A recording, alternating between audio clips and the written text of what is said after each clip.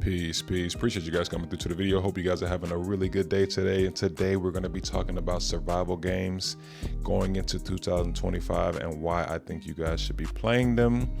I feel like the gaming community has been sleeping on survival games for a super long time. I'm not going to even lie to you guys. For the amount of people I've played with over my lifetime of playing video games from when I was a youngin' all the way to now, you rarely ever hear people talk about survival games. It's all about shooters. You know, shooters are number one. Sports games are up there. And after playing all these games for a good chunk of my gaming career, if you want to call it that, they're getting kind of boring. They're getting kind of stale.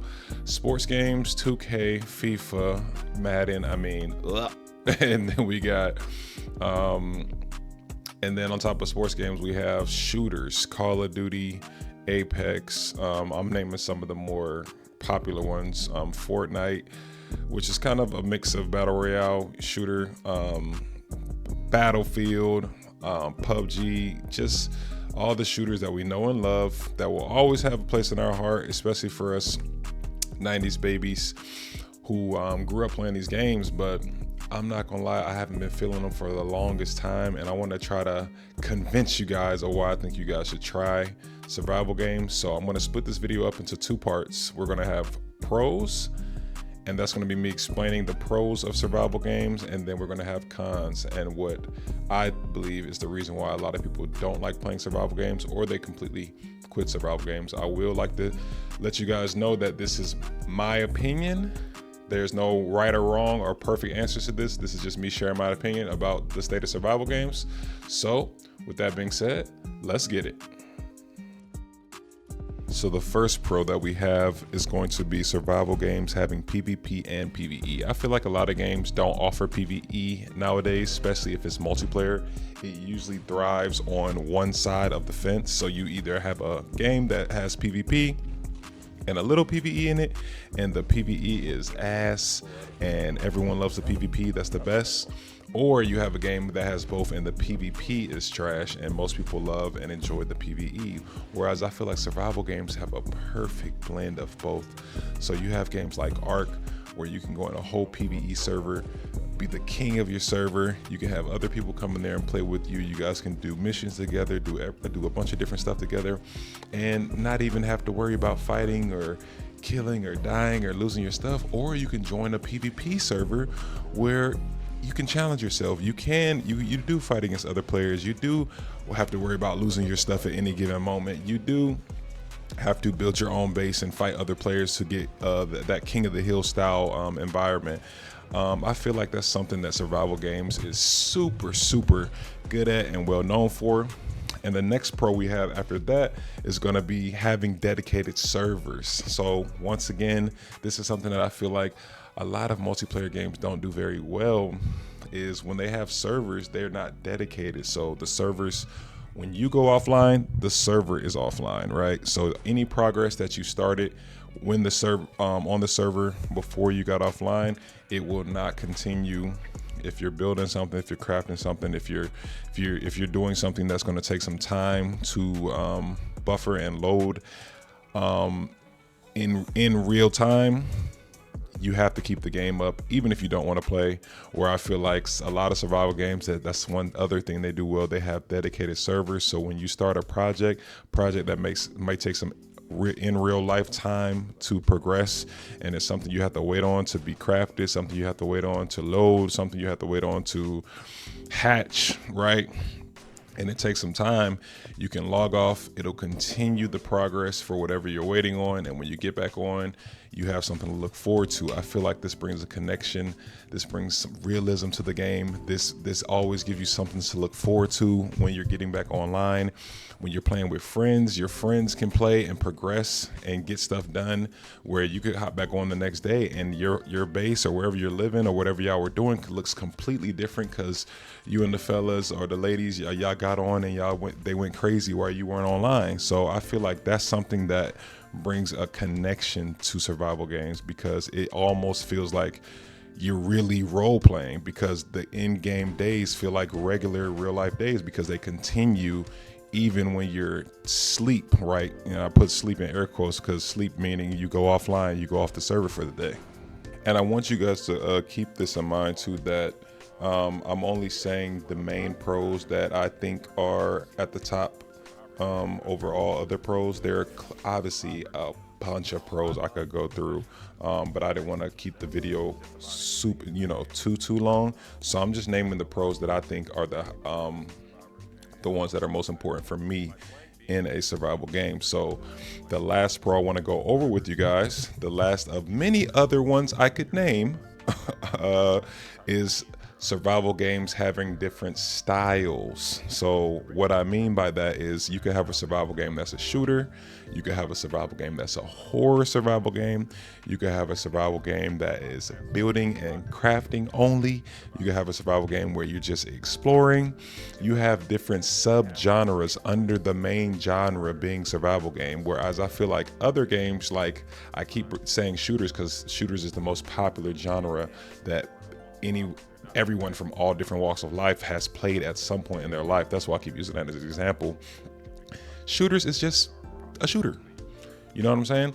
Like, you could have shooters that are horror games. So I will say that shooters do branch off into subgenres sometimes, but survival games almost always mesh with other different genres in the one genre.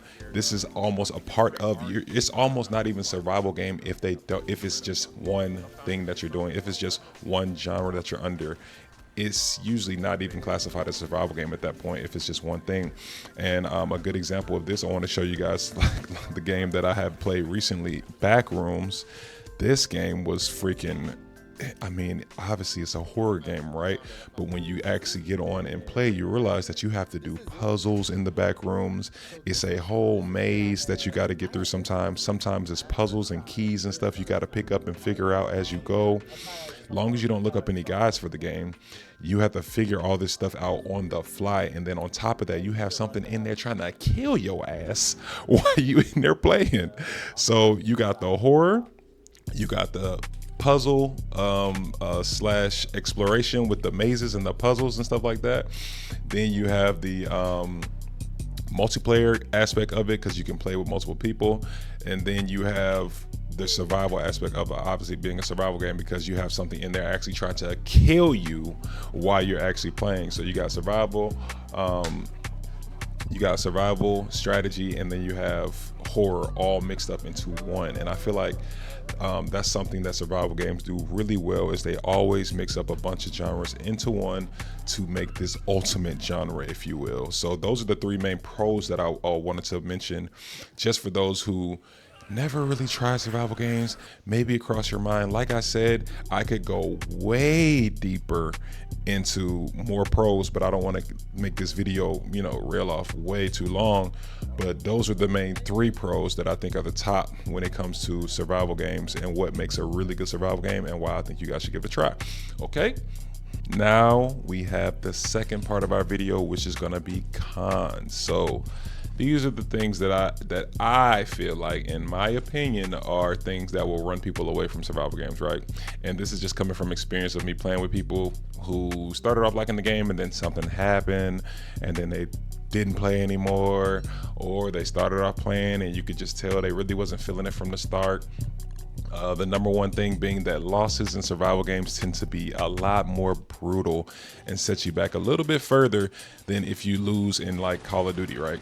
You spawn, you die, doesn't matter, you get another life. And you just do that repeatedly over and over. There's no real sense of urgency when it comes to preserving your life. Now, you can change the different game modes, right, to where once you die, you stay dead, but it's not the same, because in survival games, in order to get to a certain point, you usually have to progress. You have to get through certain tiers of the game, right? Tier 1 being maybe you start off with on an island with the rock, and you don't have nothing to your name. Then you finally get a couple tools going. You finally start building your building, and then boom, you dead. And next thing you know, you're respawning. You don't respawn where you started. You don't respawn where you had your tools and you was getting going. You finally had your base up. No, you start all the way over.